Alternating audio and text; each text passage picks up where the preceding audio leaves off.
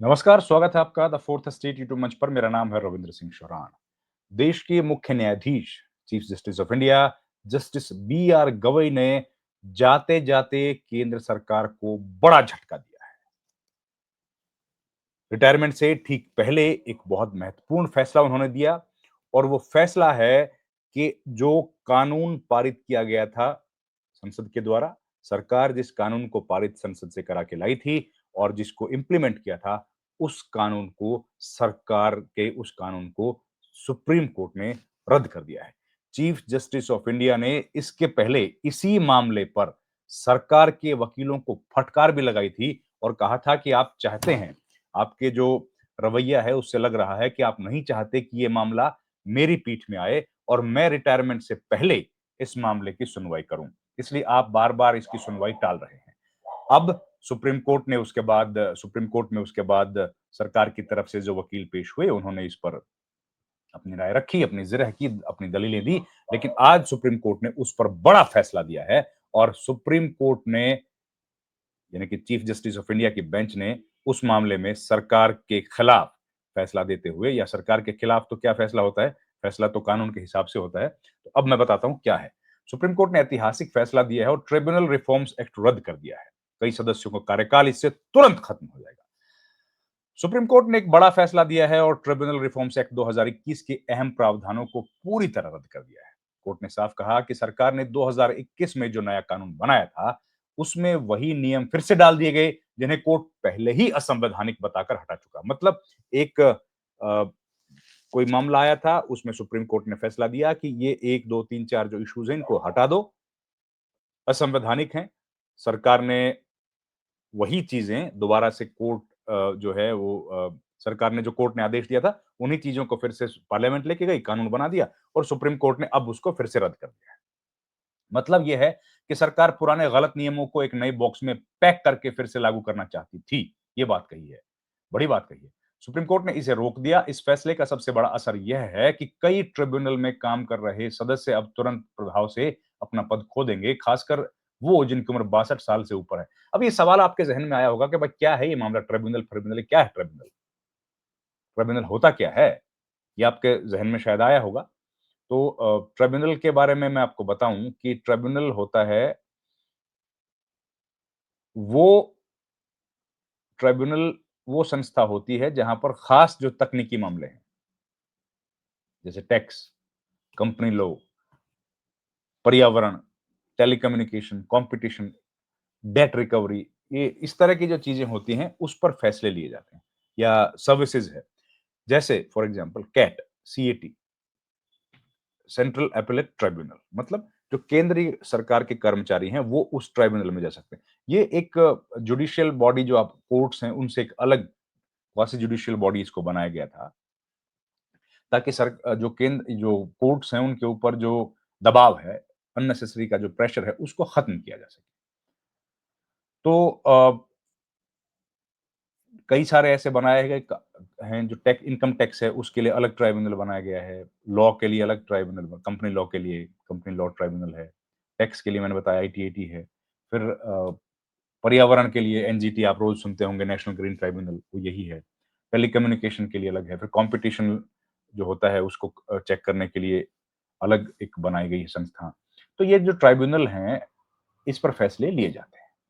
तो इसका कारण, बनाने का कारण ये है कि हाई कोर्ट और सुप्रीम कोर्ट पर जो बोझ है वो कम हो, लोगों को जल्दी फैसले मिलें, जिससे इनके सदस्य कौन होते हैं, क्योंकि वो जज होते हैं, रिटायर्ड जज और तकनीकी विशेषज्ञ होते हैं। तो इससे ये माना जाता है कि वो एक्सपर्ट लोग जो इसका फैसला करें, इसलिए उनकी स्वतंत्रता बड़ी जरूरी है।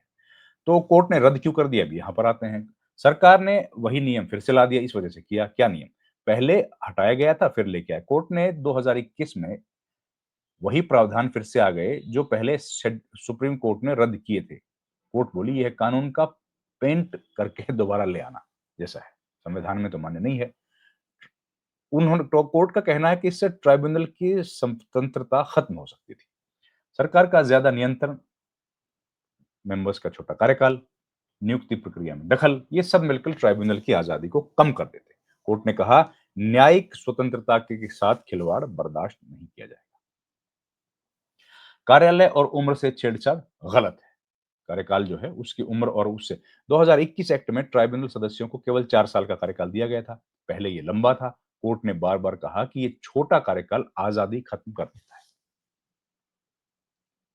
तो ये तो इसके क्या असर होंगे मैं बताता हूँ। 62 प्लस उम्र वाले सदस्य आज से पद मुक्त।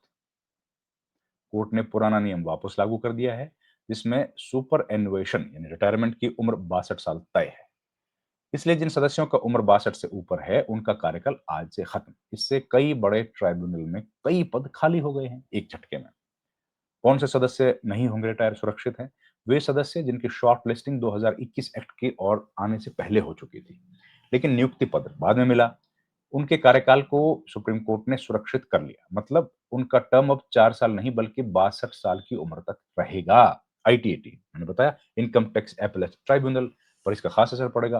कोर्ट ने एकदम साफ कहा कि 11 सितंबर 2021 के आदेश के बाद नियुक्त हुए सभी आईटीएटी सदस्य पुराने नियमों से ही चलेंगे। इससे आईटीएटी के कार्यकाल बढ़ेगा, स्वतंत्रता मजबूत होगी, सरकार का नियंत्रण कम रहेगा। तो कुछ एक्सपर्ट्स जो हैं उनका कहना ये है कि भई 62 साल से ऊपर वाले सदस्य आज से पदमुक्त हो गए। 2021 के बाद नियुक्त हुए सदस्यों को सुप्रीम कोर्ट के मापदंड पूरे करने होंगे। 2021 एक्ट के हिसाब से आया 4 साल वाला टर्म खत्म हुआ है। देखिए कोर्ट का मानना है कि ट्राइब्यूनल की स्वतंत्रता सबसे ज़रूरी है। निष्पक्षता, स्वतंत्रता और ऑटोनॉमी। सरकार पुराने गलत नियम नए रूप से लागू नहीं कर सकती। लंबा और निश्चित कार्यकाल तेज नियम न्याय के लिए ज़रूरी है। आम आदमी के लिए इसका क्या मतलब है? कोर्ट ने कहा कि न्याय देने वाले संस्थान सरकार के नियंत्रण में नहीं होंगे। विशेषज्ञों वाले मामले में फैसले अब ज्यादा स्वतंत्र वातावरण में होंगे। जल्द न्याय मिलेगा, संभावना तो बढ़ी जाती है। सरकार का मनमाना नियंत्रण कम होगा।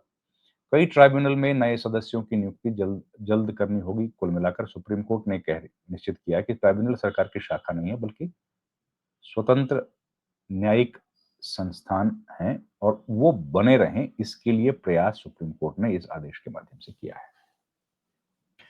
देखिए इसके पहले भी एक बार हुआ था। जस्टिस गवई जो थे वो उनके सामने इस मामले को लेके आने में सरकार को बड़ी दिक्कत थी। सरकार नहीं चाहती थी कि इस मामले को लेके आए, ऐसा जस्टिस गवई ने कहा, कोर्ट रूम में कहा। उन्होंने कहा कि भई आप लोग क्या चाहते हो कि मैं रिटायर हो जाऊँ? उसके बाद आप इस मामले को लेके आना चाहते हैं क्या? अटॉर्नी जनरल को उन्होंने कहा था। उन्होंने ये ट्रिब्यूनल रिफॉर्म्स एक्ट जो था ना, इसके बारे में जब चर्चा चल रही थी, तब उन्होंने कहा कि भई आप चाहते हो कि मैं रिटायर हो जाऊँ, तो और तभी आप इस मामले को लेके आना चाहते हैं। तो जस्टिस बीआर गवई ने तीसरी बार कहा वेंकटरमणि को, सरकार का कोई क्या इंटरेस्ट था वो तो हमें नहीं पता है, लेकिन जो बात थी वो मैं आपको बता देता हूँ, कि तीसरी बार वेंकटरमणि के अनुपस्थित रहने पर ये आपत्ति जताई थी। सीजेआई की पीठ वाली जो बेंच थी लगातार तीसरी बार अटॉर्नी जनरल की सुनवाई के दौरान मौजूद नहीं रहे थे और सुप्रीम कोर्ट ने additional solicitor general Aishwarya Bhati को शब्दों में निर्देश दिया था कि अटॉर्नी जनरल को बता दें कि सोमवार को इस मामले पे सुनवाई पूरी की जाएगी। ऐसे में वे अदालत में अपना पक्ष रखने के लिए मौजूद रहें। ये बात तब की है। सीजेआई नाराज हो गए थे इस बात को लेकर के। देखिए कोर्ट जो है वो कई बार सख्ती दिखाता है। तो दरअसल सॉलिसिटर जनरल ऐश्वर्या भाटी ने कहा था कि इस मामले की सुनवाई शुक्रवार को ना करें। कोर्ट ने 7 नवंबर की तिथि पहले ही तय कर रखी थी। एएसजी ने कोर्ट को बताया कि अटॉर्नी जनरल कहीं बाहर व्यस्त हैं। इस पर सीजेआई गवाही ने तीखे शब्दों में प्रतिक्रिया दी और उन्होंने कहा कि अगर आप नहीं चाहते हम सुने और फैसला दें तो आप बस बता दें। ऐसा लगता है आप चाहते हैं कि ये मामला 24 नवंबर के बाद सुना जाए, मतलब उनके रिटायरमेंट के। सीजेआई गवाही 23 नवंबर को रिटायर हो रहे हैं और उन जाने से पहले उन्होंने ये अहम फैसला सुना दिया है। अब इसका क्या असर होगा, वो देखने वाली बात होगी। आप जानते हैं कि जस्टिस गवाई दूसरे ऐसे मुख्य न्यायाधीश हैं जो दलित हैं और उनके ऊपर जूता उछाला गया था, वो विवाद भी उनके साथ जुड़ा हुआ है और उसके बाद अब वो रिटायर होने वाले हैं। रिटायरमेंट के पहले उन्होंने ये अहम फैसला दिया है। प्रैक्टिकली तो उनका आखिरी दिन वर्किंग डे जो है फ्राइडे है। 24 को रिटायर होंगे। नहीं अभी तो 1 सप्ताह हाँ 24 तारीख को रिटायर फ्राइडे शायद उस दिन है। तो वो रिटायर होंगे और उसके बाद जो नए अगले न्यायाधीश बनेंगे चीफ जस्टिस ऑफ इंडिया वो बनेंगे कौन? वो बनेंगे जस्टिस सूर्यकांत। तो जस्टिस सूर्यकांत उस दिन अगले दिन शपथ लेंगे और देश के अगले मुख्य न्यायाधीश बन जाएँगे। इस वीडियो में इतना ही है। आपसे गुज़ारिश है हमारे चैनल को प्लीज़ लाइक, शेयर और सब्सक्राइब ज़रूर कीजिए। आपसे रिक्वेस्ट है हमारे चैनल को जॉइन भी कीजिए जिससे हमारा आर्थिक सहायता मिले। आपका बहुत-बहुत धन्यवाद। Thank you very much. नमस्कार।